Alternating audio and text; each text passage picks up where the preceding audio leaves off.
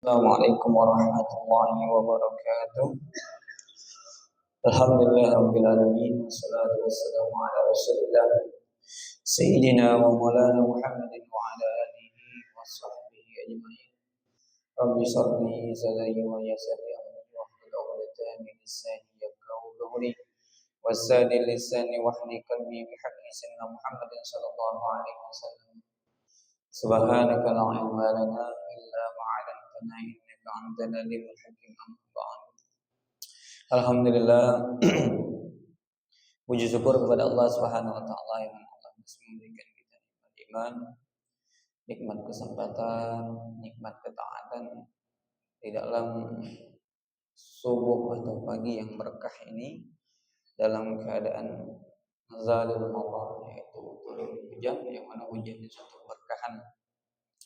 Bahkan para ulama menganjurkan ketika hujan itu kita membasahi bagian lengan kita atau sebagian dari badan kita agar kita mendapatkan keberkahan. Dan disunahkan juga mandi ketika hujan itu. Anak disuruhkan mandi. Tapi ini nengok kondisi. Kalau anaknya sehat, jadi mandi hujan ini termasuk hukumnya sunnah. Insyaallah kita lanjutkan kajian fikih dalam kitab Taqriratus Sajidah.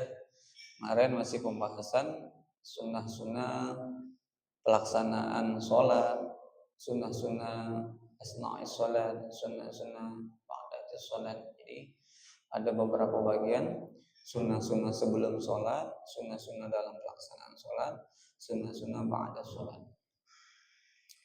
Sekarang kita masuk pembahasan tentang as-saniyah, sunnahul lati fi asna'is sholat, sunnah-sunnah di dalam pelaksanaan sholat. Kemarin baru beberapa sebagian kita bahas. Kasyiratun wa qad taqaddama annahan tanqisimu ila qismaini. Kalau di dalam pelaksanaan sholat itu terbagi dua sunnah. Ada sunnah ayhat, ada sunnah ab'ad. Kalau sunnah ab'ad, kalau dia tinggalkan, disunahkan dia talabu, dipinta dia untuk sujud sahwi sunnah. Dan kita kembalikan lagi sujud sahwi itu hukumnya sunnah karena untuk menempel atau menambal kekurangan, kecacatan di dalam perkara-perkara sholat. Itu kalau sunnah ab'ad. Tapi kalau rukun yang kurang, wajib didatangkan lagi. Ruku al-fatihah nih, tidak cukup dengan sujud sahwi, didatangkan lagi baru sunnah sujud sahwi. Tidak cukup.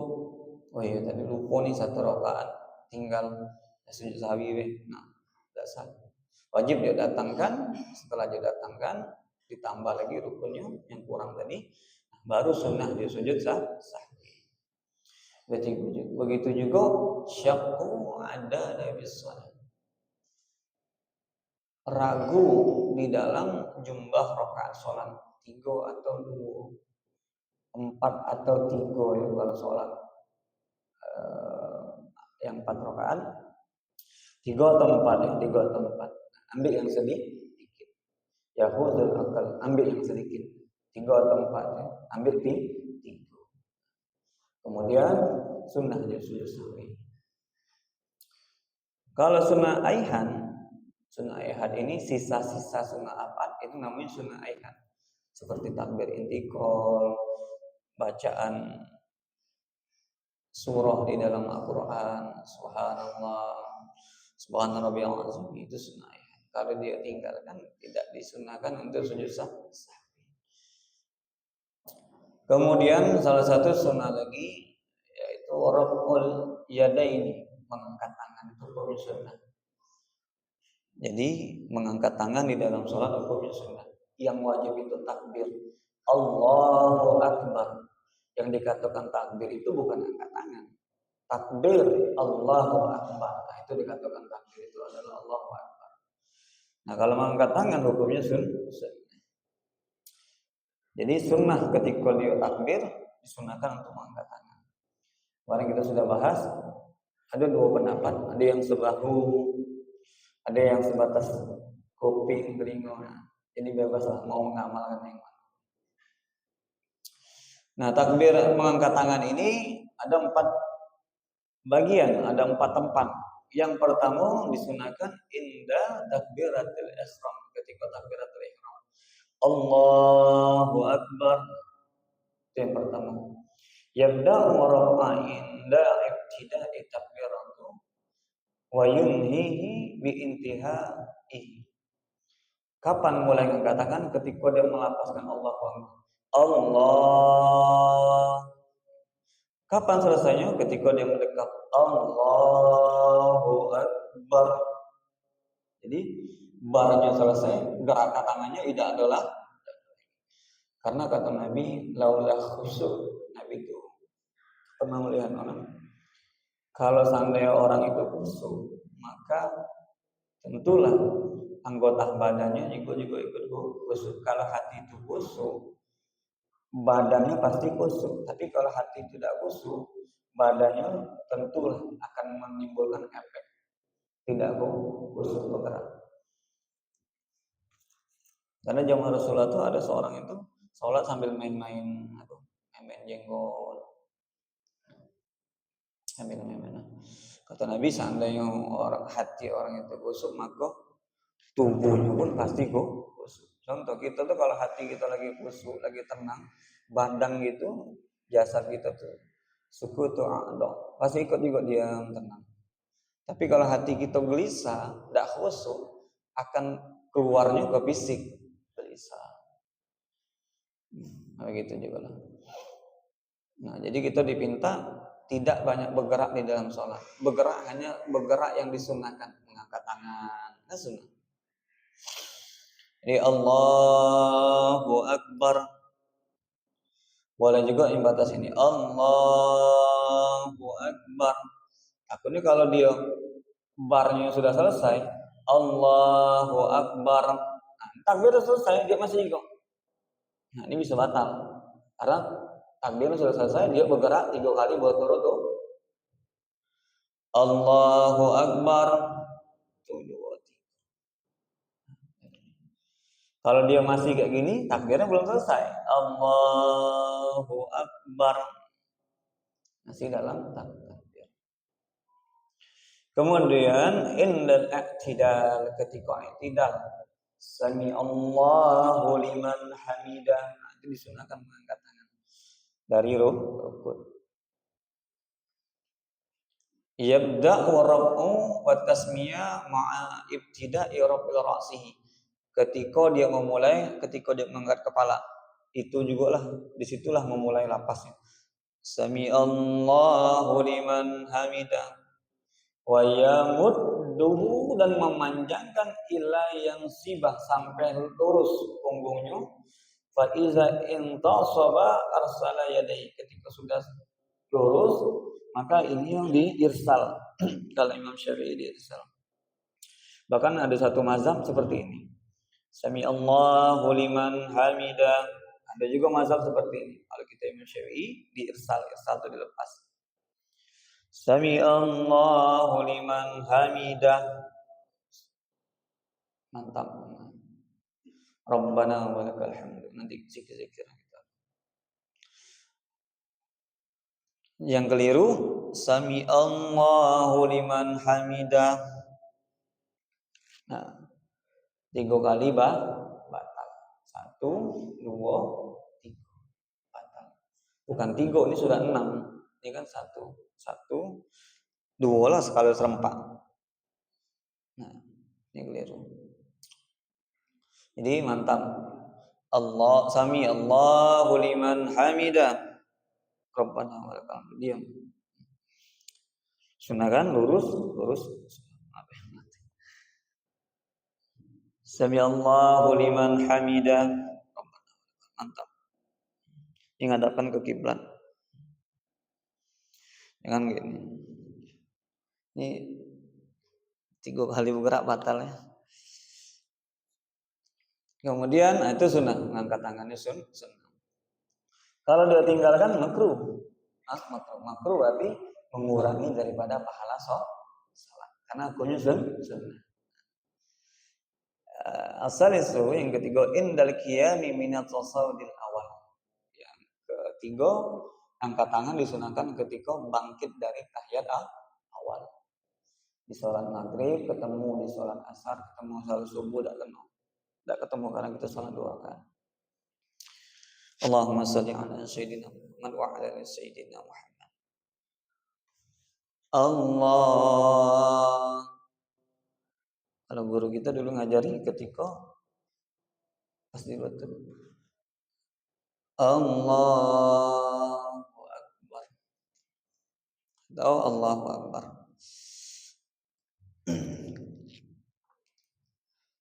Itu sunnah angkat tangan yang ketika bangkit dari tahiyat awal. Kemudian yang ketiga tadi i'tidal ya. Yang keempat dari tasawuf awal. Jadi ada 4. Yang pertama ngangkat tangan ketika takbiratul ihram 1. Yang kedua ketika i'tidal bangkit dari ruku, sami Allahu liman hamidah, bangkit dari ruku. Yang ketiga ketika i'tidal. Yang keempat dari tasawuf awal. Jadi ada 4 mengangkat tangan. Ketika takbir 1, ketika mau ruku. Jadi sami Allahu liman hamidah. Indar ruku ketika ruku. Ketika ruku ya, ketika ruku. Yang ketiga ketika i'tidal. Yang keempat ketika bangkit dari tasawuf awal. Nah, 4 tempat ini sunnah mengangkat tangan. Kalau dia sholatnya asar ke zuhur, setiap bangkit dari berdiri, angkat tangan terus. Itu tidak dipinta ya. Cuman 4 tempat dipinta. Tidak dipinta. Artinya kalau dia tidak dipinta berarti dia melakukan kemakruhan. Kemudian wad'ul yadi yumna ma'a asabi'iha al-ku'i yusra qabidan laha asfala. Sunnah juga ketika salat setelah takbir dia menggenggam tangannya, yang tangan kanan menggenggam tangan kiri. Jadi ada 2, ada dia seperti ini. Ada dia seperti ini. Sunnah. Jadi bebas mau mengamalkan yang mana. Ada yang seperti ini, ada yang seperti ini. Kemudian qabidan laha asfali sudur, pas di tengah-tengah, pas di dado. Kalau ulama sedikit yumliha ilal yusra fawqal qalbi, agak geser sebelah kiri karena di sini tempatnya untuk menutup celah was-was kita, bisikan syaitan. Di sini kan tempatnya jantung itu kan hati. Agak digeser dikit. Ini sunnah, terserah kalau jangan kayak ini juga tidak apa-apa. Cuman sunnahnya kalau kita Imam Syafi'i agak condong ke hati, jantung, untuk menutup celah-celah kalau ada bisikan. Karena was-was itu kan dari hati. Keraguan datangnya dari hati. Kemudian yang ketiga sunnah di dalam salat. Jadi ketika sudah takbir, sunnah dia mendekam. Dan sunnahnya dia digenggam buku akzomo, tulangnya digenggam, atau boleh seperti ini. Dua pendapat. Atau seperti ini atau seperti ini. Nah, condongnya dikit, geser dikit ke kiri karena ini untuk menutup hati. Dia sering nengok lah kalau orang ulama. Nah, kalau kayak gini juga tidak apa-apa. Cuman sunnahnya seperti ini. Seperti ini atau seperti ini. Nah. Kalau dia tidak ngangkat tangan, boleh. Tidak ada mendekat, boleh. Allahu Akbar kayak gini. Bismillahirrahmanirrahim, boleh. Tajuk kayak gini. Bismillahirrahmanirrahim. Alhamdulillahirabbil alamin. Cuman makruh. Nah, sah cuma makruh. Yang ketiga, sunnah dalam sholat, nazaru ilal maudi sujudi. Disunahkan ketika sholat memandang ke tempat sujud. Memandang ke tempat sujud. Sunnahnya memandang ke tempat sujud. Di mana sujud kita di sini, ibaratnya kalau kiblatnya di situ, di sini, ya kita sunnah kita memandang sini. Kalau dia kayak gini, kata sah, cuma makruh. Kayak gini, yang bacaan yang bagus sebut nih gitu. Hukumnya sah, cuman makruh. Kalau di belakang, lagi kita masuk pembahasan makruh di dalam sholat. Salah satunya makruh sholat yang pakai baju bacaannya panjangnya, ada gambar. Nah, nanti kan staff yang belakang nih baca nih, bojomu api katanya, marah dia kan. Jadi makruh sholat pakai sunahkan polos.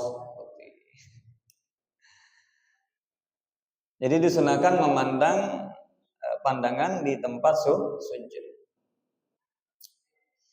Walau sholat walau Ka'bah, walaupun dia sholat depannya Ka'bah, tetap disunahkan mandangnya tempat sujud bukan yang Ka'bah. Kita mazhab Imam Syafi'i sunnah tetap walaupun depannya Ka'bah, sunnah dia mandangnya tempat sujud. Oh khalafa Nabi, walaupun dia sholat depan di belakang Nabi, Nabi jadi imam, sahabat makmum, sunnah juga tetap memandangnya ke tempat sujud.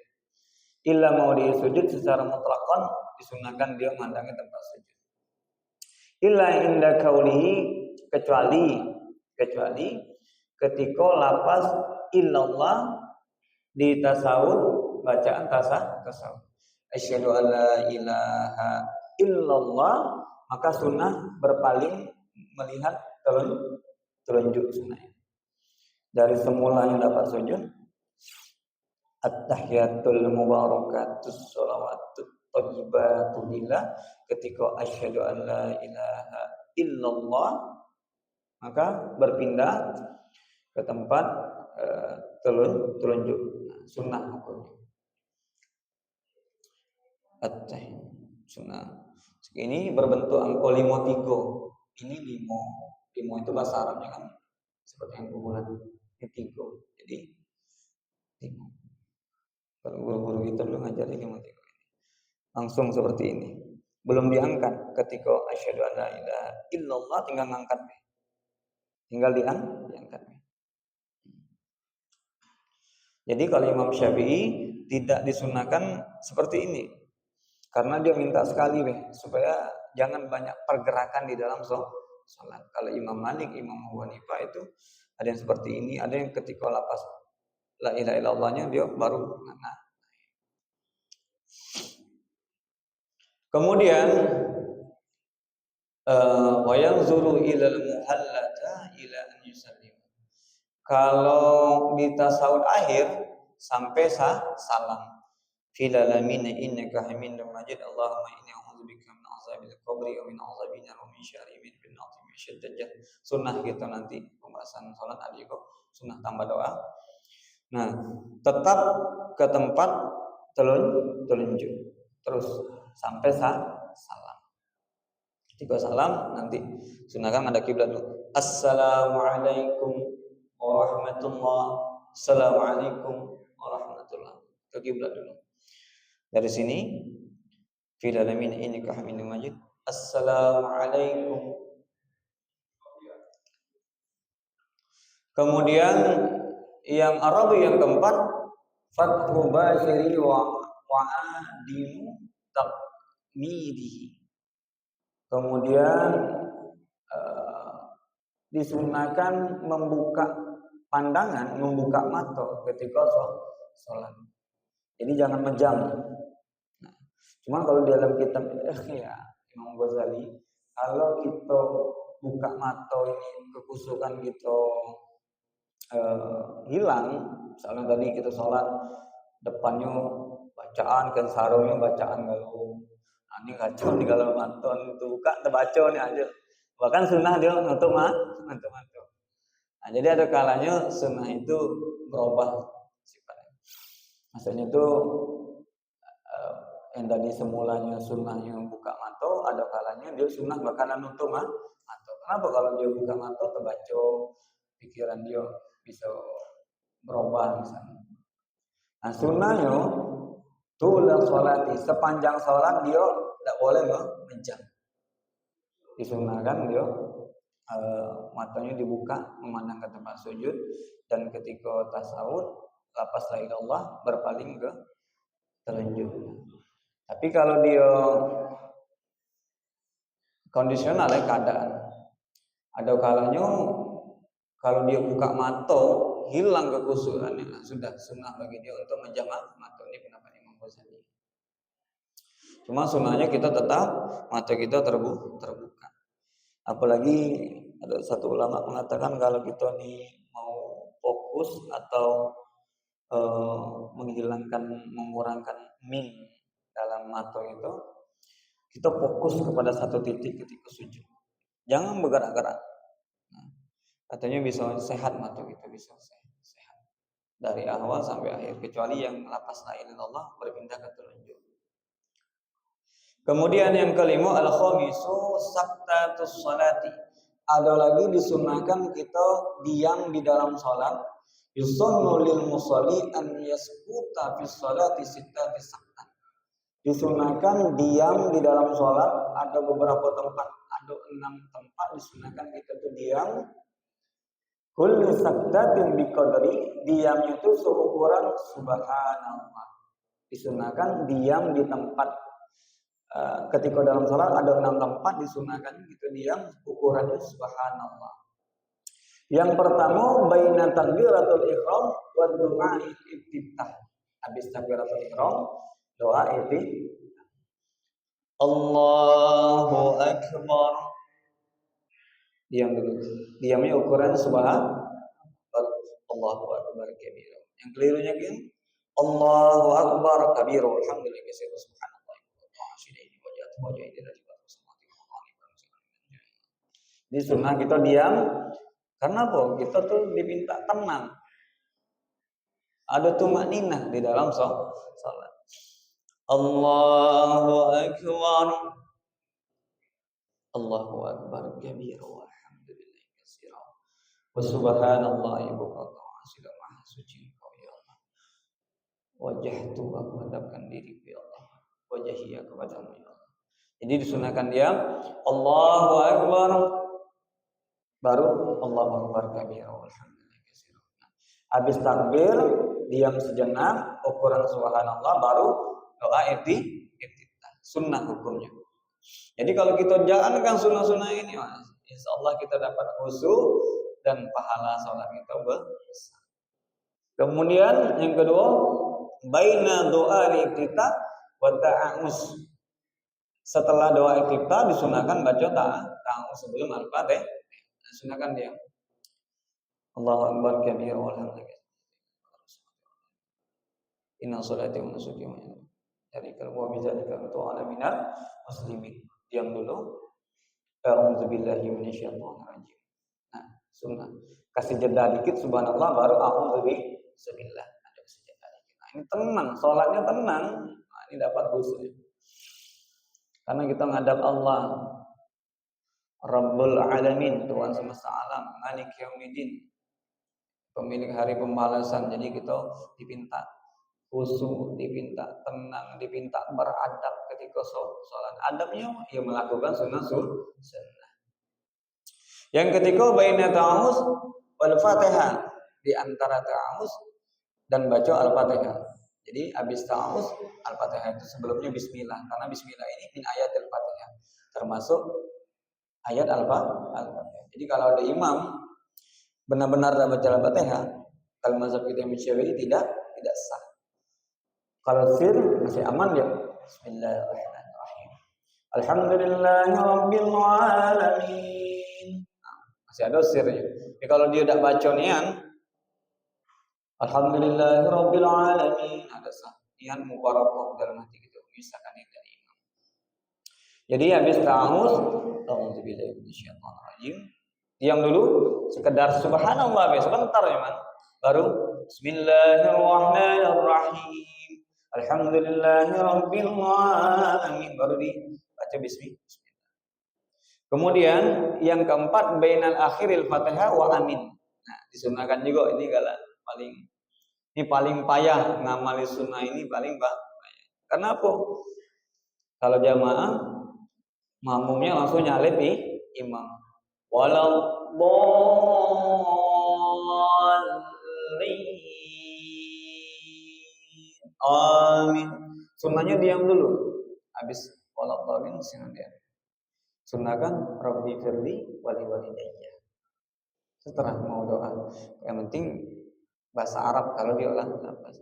Baru serempak barengan amin, baru makmum sebut amin. Barang siapa yang amin yang berbarengan sama imam, maka doanya diijabah.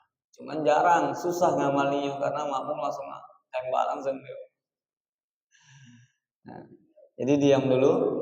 Waladdallin. Rabbi firli wali walidayya. Cuman bisa ngamalnya sholat dewean kalau jadi imam ya. Amin. Rugi ya apalagi kita sholat Jumat, sholat jamaah. Kita doa yang ngamini banyak. Apalagi Jumat itu 40 orang lebih. Aman kita. Bayangkan orang yang kalau berilmu kualitas sholatnya sunnah-sunnah yang dijalankan, yang makruh ditinggalkan, bagaimana kualitas sholatnya?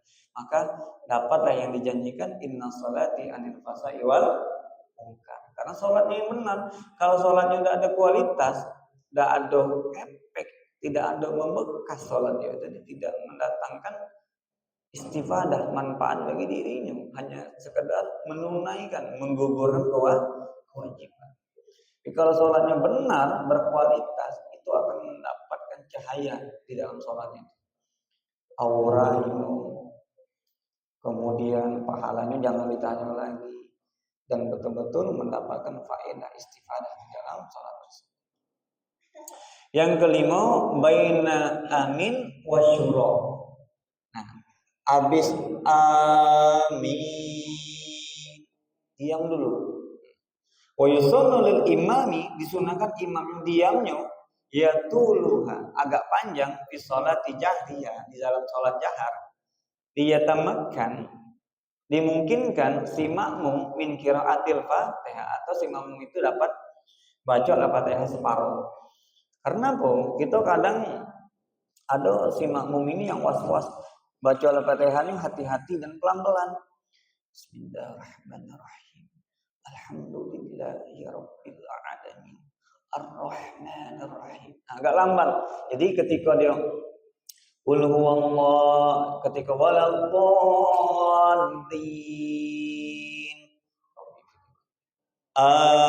Amin. Diam dulu. Kasih mamum sedikit, baca Al-Fatihah. Seukuran sudah 3 ayat Al-Fatihah, 4 ayat Al-Fatihah, baru sih imam baca surah. Bismillahirrahmanirrahim. Qul huwallahu ahad, Allahus samad. Apalagi kalau si imam ingin baca surah pendek, nah, diam dulu. Habis amin diam. Kasih si makmum baca Al-Fatihah dulu. Entah beberapa ayat, entah 4 ayat. Nah, kaget baru si makmum baca surah sunnah seperti ini. Yang keenam, baina surah wa ruku'. Nah, disunahkan diam di antara surah dan ruku'. Lam yalid wa lam yulad wa lam yakul lahu kufuwan ahad. Allahu akbar, diam dulu. Allahu akbar. Sunahkan diam sejenak. Ukuran subhanallah pada salam. Allahu akbar. Kadang keliru. Lam yalid wa lam yulad wa lam yakul lahu kufuwan ahad. Allahu akbar. Sadasa. Cuma ada bahasa. Tetap sah, cuman sunnahnya tidak ada. Jadi diam dulu. Lam yalid wa lam yulad wa lam yakul lahu kufuwan ahad.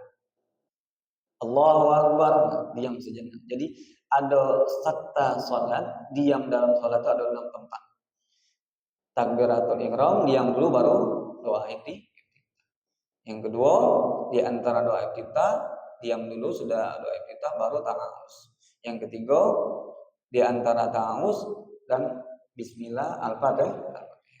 Yang keempat, di antara akhir al-fatihah dan amin. Ghairil maghdubi 'alaihim waladdallin. Diam dulu, doa dulu Rabbi firli baru amin.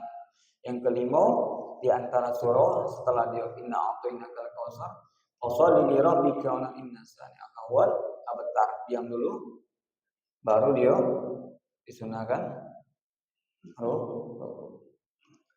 Kemudian yang keenam, di dalam sholat sunnah lagi kita membaca doa iftitah. Nah, doa iftitah ini hukumnya sunnah. Yusunnu khamsati syarat. Ada 5 syarat disunahkannya.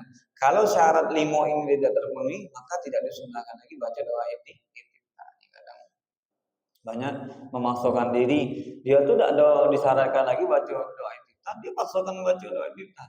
Jadi hukumnya makruh, bahkan tidak disunahkan. Yang pertama, an yudrikal imam fil qiyam. Kapan sunnah dia baca doa iftitah? Kalau dia bertemu imam dalam keadaan berdiri, sunnah dia baca iftitah.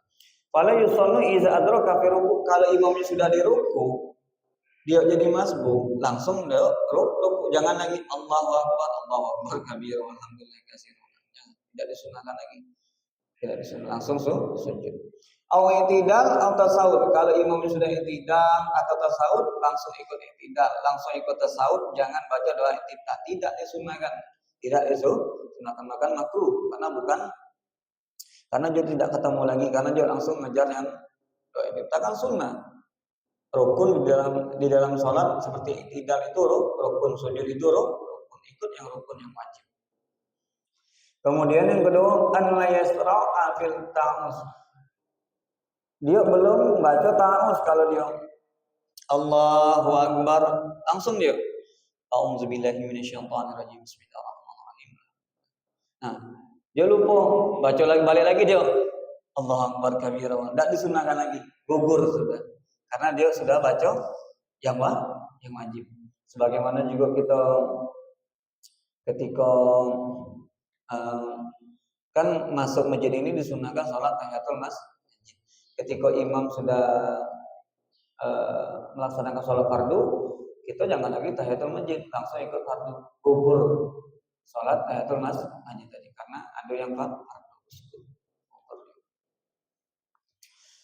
Jadi kalau dia sudah baca Allahu akbar, a'udzubillahi minasyaitonirrajim, bismillahirrahmanirrahim. Nah, lupa nih tahu, jangan lagi Allahu akbar kabira, balik lagi, tidak disunahkan lagi. Kemudian yang ketiga, an la yakhafa fawata ba'dil fatihah iza qira'a. Nah, kalau dia baca jadi makmum misalnya. Kalau saya tahu nih, ini imam kalau baca surahnya panjang-panjang, ini imam nih kalau baca santai. Kalau aku baca iftitah masih terkejar, sunnah dia baca iftitah. Tapi kalau dia, imam ini cepatnya nih, aku tahu kan kalau baca surah pendek. Nah, tidak disunahkan dia baca doa iftitah. Karena takutnya dia baca iftitah, Al-Fatihahnya belum, imamnya sudah ruku, berarti dia tertinggal Al-Fatihah. Jadi ada beberapa tempat yang tidak disunahkan baca doa iftitah. Kemudian an la yakuna sholati janazah. Kalau salat jenazah jangan doa iftitah. Usolli salatan ya Allah sengaja aku sholli salatan janazah fardu kifayah imaman di hadzal mayit. Allahu akbar. Jangan doa iftitah Allahu akbar kabira walhamdulillah. Jangan, tidak disunahkan. Di annaha mabniyatun ala takhfif, karena di salat jenazah itu disunahkan kita ringan, diringkas, karena salah satu hal yang disegerakan itu mengurus jenazah, membayar hutang, disegerakan. Di dalam Islam diperintahkan cepat kalau ada menikahkan anak gadis yang sudah ingin menikah. Jadi sholat jenazah tidak disunahkan baca doa iftitah. Sholat jenazah itu sholat yang paling mudah, yang paling gampang, akan tetapi sedikit orang yang melaksanakannya. Sedih kita kadang mengantar jenazah, yang antarnya banyak, yang nyolatnya dikit, yang di luar paling banyak duduk-duduk merokok sampai santai. Padahal si main itu yang paling penting disolati. Situ ada doa, Allahumma fir lahu warhamhu wa afihi. Nah, ketika doa yang banyak diampunkan dosa si mayit. Kalau sholat jenazah kita dipinta memperbanyak sholat, bukan menyempurnakan sholat. Artinya bukan dipenuhi sholat. Jadi kalau ada 6 orang buat 2 dulu. Kalau rame buat sampai ke belakang. Bukan memanjang tapi perbanyak sholat. Karena dalam hadis barang siapa yang disolat di jenazah itu 3 sholat maka dosanya diampuni. Cuma sedikit. Padahal sholatnya gampang. Namanya kasih tutorial dulu sebelum sholat jenazah itu dikit. Dalam hati niat itu tidak perlu bahasa ya. Kalau dalam hati itu kan bebas, mau bahasa Arab, mau bahasa Indonesia, mau bahasa Jepang. Allah, ya Allah sengaja aku sholat jenazah fardu kifayah makmuman lillahi ta'ala. Dalam hati melafazkannya sunnah. Atau Allah, ya Allah sengaja aku sholat jenazah fardu kifayah mengikuti imam itu. Allahu Akbar. Pertama baca Al-Fatihah. Bismillahirrahmanirrahim. Alhamdulillahirabbil alamin. Sampai Allahu Akbar yang kedua. Allahumma shalli ala sayyidina Muhammad wa ala ali sayyidina Muhammad. Itu paling sedikit. Sunnahnya tambah sampai salawat Ibrahim. Yang ketiga, Allahu Akbar. Allahumma fir lahu warhamhu wa alihi. Kalau perempuan, Allahumma firlah. Kalau laki-laki dijadikan perempuan, Allahumma firlah. Terbalik, tetap sah. Menurut Imam Nawawi, sah, tetap sah. Itu hanya domir. Hanya domir kalau dalam ilmu bahasa Arab. Yang keempat, Allahu Akbar, Allahumma la ta'inna ajra wa la ta'inna wa la ghafir lana. Selesai. Assalamualaikum warahmatullahi wabarakatuh. Paling gampang sholat jenazah, cuma sedikit. Padahal penting di dalam sholat jenazah itu. Karena di situ mengandung doa. Cuman yang banyak duduk-duduk di luar sambil ngobrol, yang antaranya banyak. Soalnya rame juga. Kenapa udah sholat? Laki-laki, mungkin lagi head mau masuk masjid. Sedih gitu di situ. Kadang juga antar jenazah bukan ngambil ibrah, bukan ngambil pelajaran, tapi kadang ketawa-tawa di kuburan, sambil merokok, sambil bercanda di dalam kuburan. Kau besok kau nih katanya sambil bercanda lah. Orang yang lembut hatinya akan memandang, ya Allah inilah tempat tinggal aku yang paling nyata. 2x1, 2 meter panjang, lebar semeter. Kain kapan cuman, tidak ada jahitan. HP iPhone tinggal, semuanya tinggal. Keluarga sedih, berapa lama? Sebulan, 2 bulan. Besok ketawa-tawa lagi. Kawan, ingat kita, berapa lama lah. Bacain kita Fatihah, kirimin kita Yasin. Kalau diundang nih, lepas acara 40 hari, 7 hari, tak ingat lagi, tak kirim Fatihah lagi. Termasuk kita itu disunahkan ketika melintasi kuburan, disunahkan kirim apa? Fatihah. Walaupun kuburannya di kubur ini lorong, dalam tuh kuburan, kita lewat sini. Sunahkan assalamualaikum ya ahli kubur wal muslimin wal muslimat wa insyaallah bikum nahmul fatihah. Ya Allah, kirim Fatihah ya Allah untuk hari kubur ini. Berebut tuh, ada yang dapat alif, ada yang dapat mim, ada yang dapat dha. Sampai tidak sampai. Jangankan Fatihah, ngapa kita disunahkan? Lewat kubur itu disunahkan assalamualaikum ya ahli kubur masuk. Salam baik sampai apalagi Al-Fatihah. Apalagi ayat Quran, apalagi nasi goreng yang kita sedekahkan pahalanya. Nah, saking segitunya. Cuman Allah itu singkat. Kalau Allah itu buka, roh itu disuruh jawab, lari gitu. Assalamualaikum ya ahli kubur, waalaikumsalam cung, apa kabar? Kacau lari gitu, takut. Cuman Allah itu tutup hijab. Makanya dalam Al-Baqarah alladzina yu'minuna bil, kita tuh beriman kepada hal yang gaib, tidak nampak. Ruh itu tidak nampak. Allah yang kita sembah itu tidak nampak. Tidak nampak Tuhan kita sembah. Salat subuh pahalanya besar nian, pahalanya tidak nampak. Cuman kita iman nih, kita yakin. Cuman terkikis keimanan kita, lama-kelamaan itu terkikis karena kurangnya pengetahuan.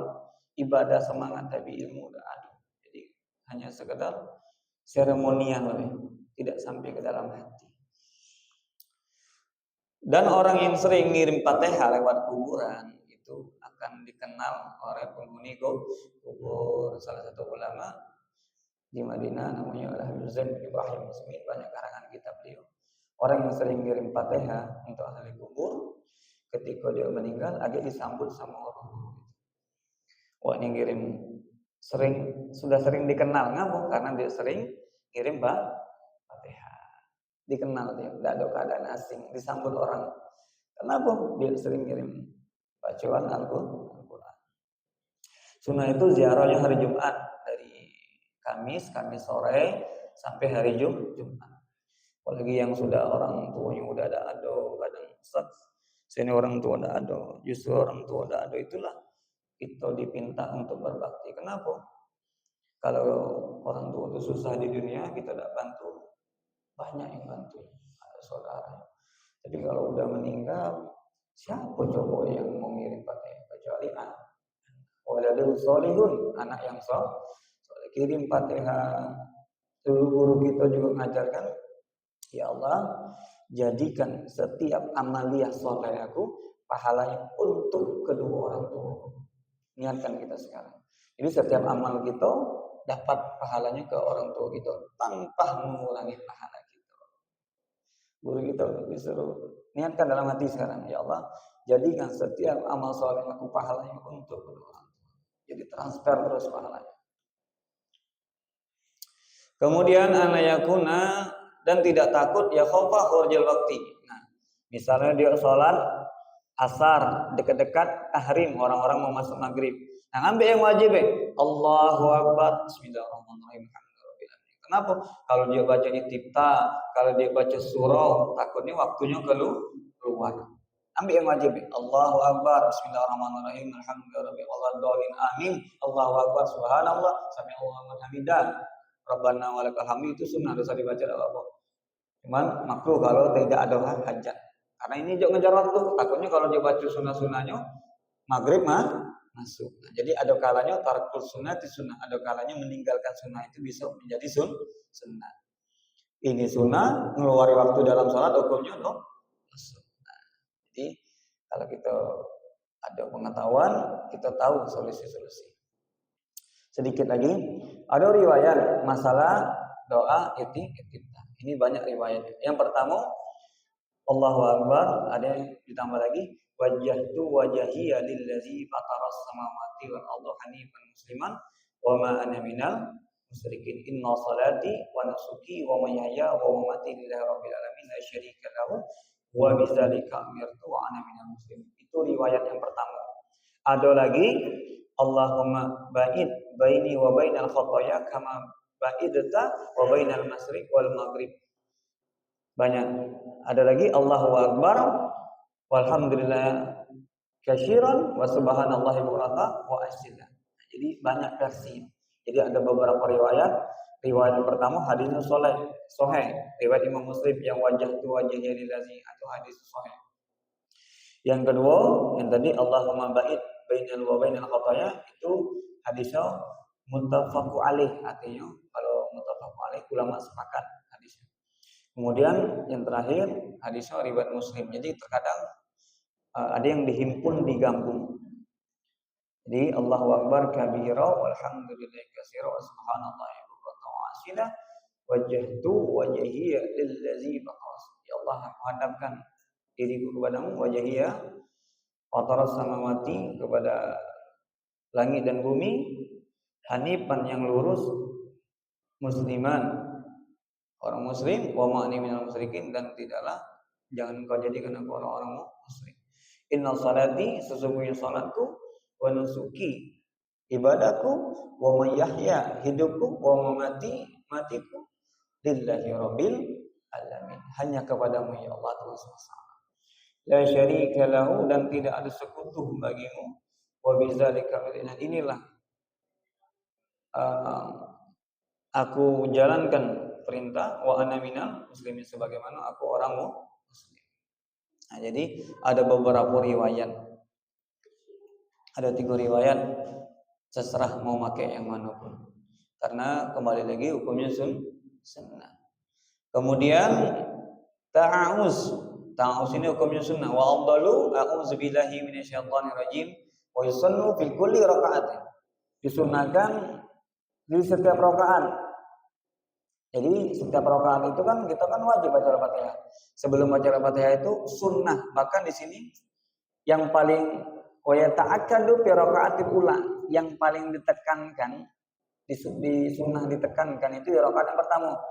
Ketika habis doa iftitah, a'udzubillahi minasyaitonirrajim. Baru bismillahirrahmanirrahim, sangat ditekankan.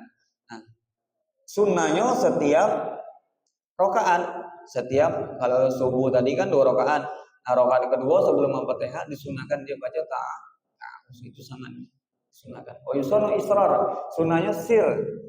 A'udzubillahi minasyaitonirrajim. Baru kalau jadi imam jahar bismillahirrahmanirrahim. Nanti pembahasan juga sholat jahar itu walaupun dewean disunahkan dijaharkan juga. Kalau sholatnya subuh walaupun sholatnya di rumah disunahkan jahar, artinya ada suaranya yang keluar, jangan sirnya, ada suaranya yang keluar. Kemudian surut sunnah niat ta'awuz. Syarat-syarat sunnah membaca ta'awuz. Insyaallah kita lanjutkan di pertemuan yang akan datang. Wallahu a'lam bishawab.